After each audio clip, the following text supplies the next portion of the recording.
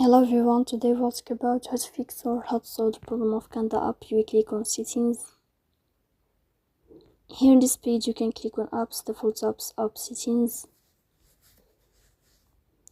On above you can search about Qanda app and you can click. Here in this page of app info you can click on first stop and you can click OK. Here we'll enter to the window of storage. Then you can click on clear cache.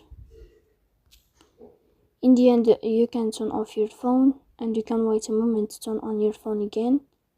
But if it's not working with you, then you can go to Play Store, you will search about Qanda app and then you can update your app if you find update. So please don't forget to support us by like and subscribe. See you next time in another video and thank you for your attention and your watching.